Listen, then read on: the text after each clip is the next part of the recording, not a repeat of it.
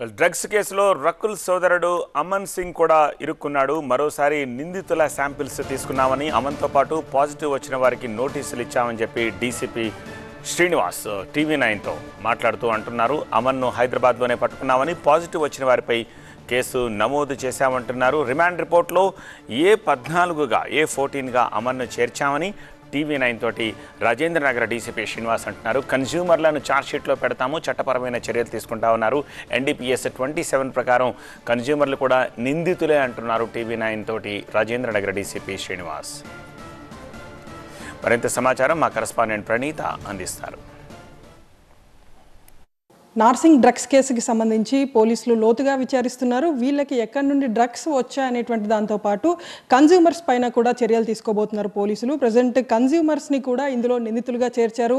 So further వీళ్ళ మీద ఎట్లా యాక్షన్ ఉండబోతుందో మనతో మాట్లాడేందుకు రాజేంద్రనగర్ డీసీపీ శ్రీనివాస్ గారు మనతో ఉన్నారు.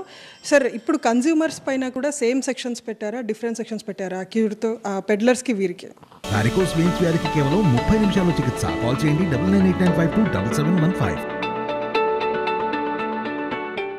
పెడ్లర్స్ వీళ్ళందరూ మీద NDPS 20లో పోతారు. వాళ్ళు ఎవరైనా సరే కన్జ్యూమర్స్ ప్రస్తుతం ఉన్న చట్టం ప్రకారం సెక్షన్ 27 NDPS యాక్ట్ ప్రకారం పోతారు. దాంట్లో 6 months imprisonment or 10,000 fine or both అని ఉంది. దీంట్లో పోలీసు వాళ్ళని అరెస్ట్ చేసి కోర్టు ముందు ప్రొడ్యూస్ చేయడానికి ఫెసిలిటీ లేదు. కాబట్టి వాళ్ళ టెస్ట్ అన్ని కంప్లీట్ అయిన తర్వాత రాత్రి పంపించడం జరిగింది. ప్రాథమిక టెస్ట్ చేసి వీళ్ళకి పాజిటివ్ వచ్చిందని చెప్పేశారు కదా. సో మళ్ళీ శాంపుల్స్ కలెక్ట్ చేసి ఈసారి ఎక్కడికి పంపిస్తారు శాంపుల్స్ని? అంటే ఇప్పుడు మనకి టెంపరీ కిట్స్ ద్వారా టెస్ట్ చేసినప్పుడు పాజిటివ్ వచ్చింది. సో నిన్న మళ్ళీ వీళ్ళని పంపించిన తర్వాత వాళ్ళు ఏమైనా మళ్ళీ పోలీస్ ఇన్వెస్టిగేషన్కి కానీ ఎస్కేప్ అయ్యేటువంటి ఆస్కారం ఉంటుంది? అలా ఏం లేదు. దానికోసమనే మన కస్టడీలో ఉన్నప్పుడే వాళ్ళని అక్కడ పంపడం జరిగింది టెస్ట్ కోసం కూడా ఉస్మానియా జనరల్ హాస్పిటల్కి. ఇప్పుడు దీని మీద మనం FSL పంపుతాం. రిపోర్ట్ వచ్చిన తర్వాత వాళ్ళని ఛార్జ్షీట్లో మెన్షన్ చేస్తారు సెక్షన్ 27 కింద.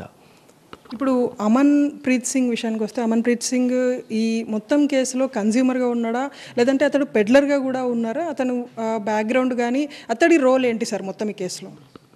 లేదు, ఇప్పటి వరకు ఉన్న ఇన్ఫర్మేషన్ ప్రకారం, అతని ఇంట్రాగేషన్ రిపోర్ట్ ప్రకారం అతను కేవలం కన్జ్యూమరే. అతను ఈరోజు రిమాండ్ రిపోర్ట్లో అతను అక్యూజ్డ్ నెంబర్ 14గా అతని పేరు కూడా సైట్ అయి ఉంటుంది. సో ఫర్దర్గా మళ్ళీ అతన్ని పిలిపించి మళ్ళీ మన ఇన్వెస్టిగేషన్ చేస్తారా సార్? అంటే ఇంకా ఫర్దర్ లీడ్ ఏదన్నా ఉంటే చేస్తాం. ఇప్పుడు అతను కన్జ్యూమర్గా ఇతని పేరు వచ్చింది, అతను పిలిపించారు. ఇంకేదన్నా సర్ఫేస్ అయితే ఎగ్జామినేషన్ అవసరమైనప్పుడు ఎవరినైనా పిలుస్తాం. అంటే ఎక్కడ దొరికింది సార్? హైదరాబాద్లోనే ఉంటుండా అమ్మను? ఇతడు ఎట్లా కన్జ్యూమ్ చేస్తూ పట్టుబడ్డా ఎట్లా సార్?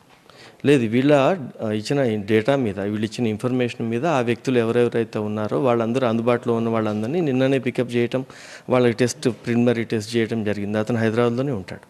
ఆ శాంపుల్ రిపోర్ట్ వచ్చిన తర్వాత ఫర్దర్గా చర్యలు ఉండబోతున్నాయంటూ కూడా రాజేంద్రనగర్ డీసీపీ శ్రీనివాస్ చెప్తున్నారు. విడుదల సాయితో ప్రణీత, రాజేంద్రనగర్ నుండి.